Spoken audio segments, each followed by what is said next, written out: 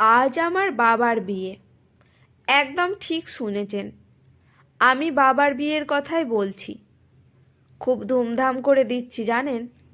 সব কিছু নিয়ম মেনে গায়ে হলুদ সঙ্গীত সবই করছি।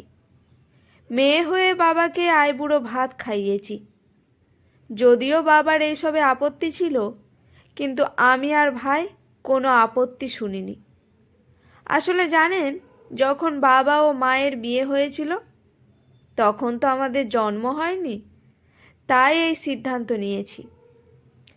আমি আর ভাইয়ের প্রেমিকা রিনা পার্লার থেকে সেজে এসেছি। সব আত্মীয় স্বজন ও বন্ধু বান্ধব কেউ নেমন্তন্ন করেছি। আমার ছেলে ও মেয়ে সেজেগুজে রেডি। ভাই ও আমার স্বামী পলাশ ধুতি পাঞ্জাবি পরে রেডি। ঠাকুমা তো আর নেই, তাই ঠাকুমার সব কাজ আমাকে করতে হচ্ছে। মেয়ে মা তো একই। তাছাড়া বাবা আমাকে বেশিরভাগ সময় মা বলেই ডাকে। বাবাকেও আমি রেডি করে দিয়েছি। শুধু শেষ নিয়মটা হলেই বেরিয়ে পড়ব আমরা বাবার বিয়ে দিতে। আত্মীয় স্বজনরাও আনন্দ করছে। যদিও কিছু আত্মীয় স্বজন আছে যাদের মুখে হাসি নেই, আমি তাদের পাত্তা দিই না। এবার শেষ নিয়ম মানার পালা। সব আত্মীয় স্বজনরা বাবাকে বলছে, ভবতোষ তোর মেয়েকে বল, মা আমি দাসী আনতে যাচ্ছি তোর জন্য। আমি বললাম, না বাবা, বলো আমি তোর জন্য মা আনতে যাচ্ছি। এবারে বের হলাম আমরা বাবার বিয়ে দেবার উদ্দেশ্যে। আমার বয়স যখন 10 আর ভাইয়ের 7, তখন মা একদিনের জ্বরে মারা যান। তখন থেকেই বাবা আমাদের একাই বড় করে তোলেন। আত্মীয় স্বজনরা বাবাকে অনেকবার দ্বিতীয়বার বিয়ের কথা বলেছিল, কিন্তু বাবা কোনোদিন অনুমতি দেননি।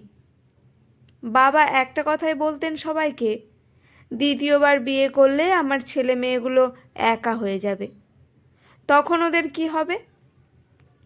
বাবা আমাদের কোনোদিন মায়ের অভাব বুঝতে দেয়নি। মায়ের ভালোবাসা ও বাবার আদর দুটোই দিয়েছে। বাবা সবসময় হাসি মুখে কাজ করতেন। আমরা আস্তে আস্তে বড় হলাম। আমার গ্র্যাজুয়েশন কমপ্লিট হবার পর পলাশের সাথে বিয়ে দেয় বাবা। ভাই ডাক্তারি পড়ার জন্য বাইরে যায়। বাবা পুরোপুরি একা হয়ে যায়। বাবাকে অনেকবার আমার শ্বশুরবাড়িতে এসে থাকার কথা বলি, কিন্তু বাবা নিজের বাড়ি ছেড়ে কোথাও থাকবেন না। আমি বাবার জন্য দুটো কাজের মেয়ে ঠিক করি। একজন বাইরের সব কাজ করবে, আরেকজন রান্না করবে, কিন্তু কাজের মেয়েরা দুদিন ছাড়াই আসে না। এই বয়সে বাবাকে সব কাজ করতে হয়। বাবার সাথে আমার 2-3 বার ফোনে কথা হয়। মাঝে মাঝে বাবার কাছে গিয়ে থাকি, কিন্তু নিজের সংসার ছেড়ে যাওয়াটাও মুশকিল। বাবা যেন একাকিত্বের সাগরে ডুবে যাচ্ছিল। বাবার শরীরটাও ভালো যাচ্ছিল না। একদিন বাবার খুব জ্বর ও মাথা ব্যথা। আমি ফোন করে খবর নিচ্ছিলাম, কিন্তু বাবার কাছে গিয়ে বাবার সেবা করব সেই উপায় আমার ছিল না, কারণ আমার শাশুড়ি মা খুব অসুস্থ ছিলেন। বাবাকে ফোন করে বলি, বাবা একটু চা করে খাও। বাবা বলল, উঠতে পারছি না রে মা, মাথাটা খুব ভারী হয়ে আছে। তখন নিজেকে এত অসহায় লাগছিল, কি বলবো। বাবাকে কেউ জল ও ওষুধ দেবে তারও লোক নেই। কাজের মেয়েরা নিজের সময় মতো এসে কাজ করে চলে যায়। বাবা এখন প্রায় মায়ের কথা বলে। মাকে খুব মিস করে বাবা। অফিসের কাজের জন্য পলাশকে 5 দিনের জন্য বাইরে যেতে হয়। পলাশের সাথে আমার ফোনে কথা হয়, ভিডিও কল হয়, তাও পলাশ বাড়িতে নেই বলে পুরো বাড়িটা যেন ফাঁকা ফাঁকা লাগে। নিজেকে খুব একা একা লাগে। মনে হচ্ছিল 5 দিন নয়, 5 বছর পলাশ বাড়িতে নেই। আমি মনে মনে ভাবলাম, মাত্র 5 দিনে যদি আমার এই অবস্থা হয়, তাহলে বাবা এতগুলো বছর মাকে ছাড়া কি করে কাটিয়েছে। সত্যি প্রতিটি মানুষের কথা বলার জন্য একটা মানুষ দরকার। আমি স্থির করি বাবার বিয়ে দেব। পলাশ বাড়িতে ফিরে এলে বাবার বিয়ের কথা বলি। পলাশ খুব আধুনিক মানসিকতার মানুষ। আমাকে বলে, মীরা, বাবার বিয়ে দিলে খুব ভালোই হয়, তবে বাবা কি এই বয়সে বিয়ে করতে চাইবে? তখন আমি বলি, বাবাকে বোঝানোর ব্যাপারটা আমার উপর ছেড়ে দাও। পলাশ বলে, মীরা, তুমি একবার ভাইকে ফোন করে এই বিষয়ে আলোচনা করো। আমি ভাইকে ফোন করে বললাম, ভাই অনুমতি দিয়ে দিল। এবার বাবাকে বোঝানোর পালা। আমি বাবাকে বলি বিয়ের কথা।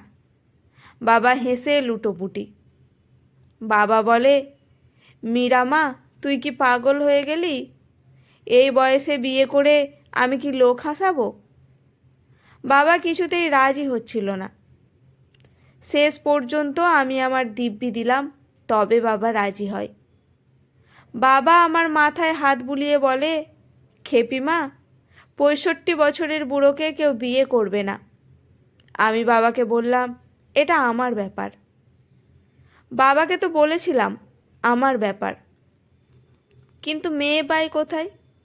সব আত্মীয় স্বজনদের বাবার পাত্রী খোঁজার কথা বলি, ঘটক লাগাই, কিন্তু কোনো মতেই মেয়ে পেলাম না। মনটা খুব খারাপ আমার।